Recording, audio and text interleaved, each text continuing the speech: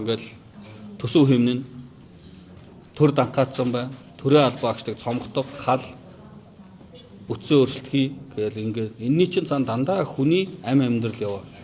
Өнөөдөр нэг шууд л ажилгүй болно шүү дээ. Нэгт. За төр данхааж байгаа нь үнэн. Гэхдээ тэр хүн өөрөө гүйж шоод ажилд орчоогүй. Бий болсон орон тооны хүрээнд ажилд орж байгаа. Нэгт. Хоёр саяны одоо кейс татчих шиг байна. 9 дүүргийн төрийн татварын хэлтсийн дарга нарын асуудал ярьж байгаа шиг байна. Би энэтэй тантай санал нэг байна. Тэр улсууд өөрсдөө гүгээд явчаагүй. Энэ оны эцэдэхэд одоо төсөв маш хэцүү байсан.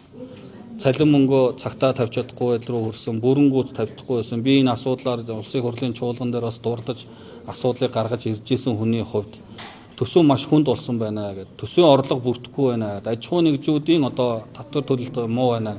Тэгээ 9 дүүргийн дарга нарыг доошоогоо бүх шатандаа л одоо өдөр шөнөгүй л ажилуулсан.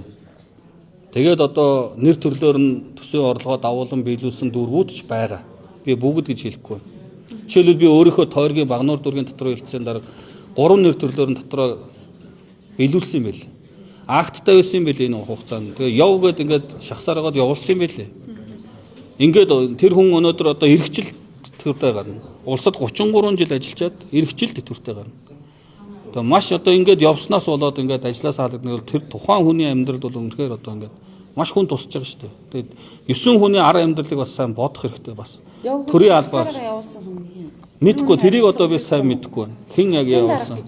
Тийм тэрийг бол одоо би сайн мэдгүй байна. Урамшуул өгсөн юм шиг үлээ шүү дээ. Тэр урамшуулынхаа мөнгөөр явсан байна гэж би ойлгосон. Тэрнээс тэр татварын дарга нар өөрсдийнхөө мөнгөөр өөрсдөө сайн дураараа гүгээд явчихаагүй юм байна гэж би ойлгосон. Тийм учраас энийг ингээд ийм өнцөг гарч ирээд нийтээрээ ингээд эсэргүүцээ шүүмжилж байгаа тохиолдолд эсвэл ингээд халаад явна гэдэг бол бас байж болохгүй. Энэ төрийн албаагч чинь бас орохдоо сонгон шалгуулалтаар хуулийн хүрээнд ордог бас халд чөлөөлөх асуудал хуулийн хүрээнд яригдах хэрэгтэй шүү дээ.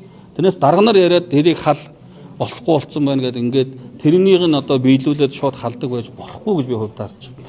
Бүх асуудлууд хуулийн хүрээнд халд чөлөөж болно, огцруулж болно. Гэтэ хуулийн хүрээнд. Хуулийн хүрээнд халагдах ёстой, чөлөөлөгдөх ёстой. Татварын ерхий газрын дарга нь ингээ хүмүүсийн шууд тавиад туучдаг. Ийм удирдлага ер нь байд юм уу? За мэдгүй одоо тэр бол хувь хүнийх нь асуудал шүү дээ. Уг нь бол одоо татварын ерхий газрын дарга дүүргийн дарга нараа бол хамгаалах ёстой. Шуудхан хэлэхэд. Яагаад одоо өөрийнхөө толгойг хамгаалаад 9 хүнийг жиртэв тавьж болохгүй шүү дээ. Харин ч би одоо үүрэг даалгавар өгөөд явуулсан юмаа гэд өөрийгөө одоо 9 хүний хамгаалж үлдэх байсан бол уг нь одоо төрийн албаны хүний одоо мөн чанарын хувьд бол бас асуудал одоо хандаж дээл гэж бодох хэрэгтэй байсан. Гэхдээ одоо энэ асуудал чинь хариуцлага гаргах хэмжээнд нийслэлийн даргын албан тушаалаас нь чөлөөлөөд дүүргийн 9 дүүргийн дарга нарыг нь албан тушаалыг бууруулж байгаа нь гэж ойлгож байна. Би бол энэ харин зөв арга хэмжээ авчээ гэж харж байна. Яв гэж шахсараад явуулсан мэлээ гэж та хэлдэг. Хин явуулсан болоо? Мэдгүй тэрийг мэдгүй байна. Би бол манай дүүргийнхаа татвар хэлтсийн даргаас асуусан.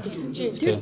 Ер нь бол одоо яв гэдэг асуудлыг ярьсан. Хин мэдгүй тэрийг асуу. Тэр татварын ерхий газрын дарга нь өөрөө нөгөө нийслэлийн татварын газрын даргадаа зөвшөөрөл өгчөөд дараа нь ингээд би зөвшөөрөөгүй гэсэн юм ярьсан юм шиг. Яг тантай холбоотой, яг үнтэй тантай холбоотой мэдээлэл авсан бэ. Өөрөө яв гэж хэлчихэд дараа нь одоо сүүлд асуудал ярихаар тэрийг одоо би тэгж хэлээгүй гэсэн юм асуудал яригдсан гэж тийм асуудал би мэдээлэл авсан. Тэр дүүргийн татварын Тэгээ би та нартай адилхан мэдээлэлтэй байна. Нарийн ширээ. Эцсийн татварын газрын дарга нар бол ингээ урдаас бараг зохион байгуулалттай юмд бид нарыг ингээ шахагдаад орчлоо. Одоо ингээ олон жил төрд ажиллаж олон жил татварын газар. За мэдгүй тэр мэр нарийн ширээ тэрийг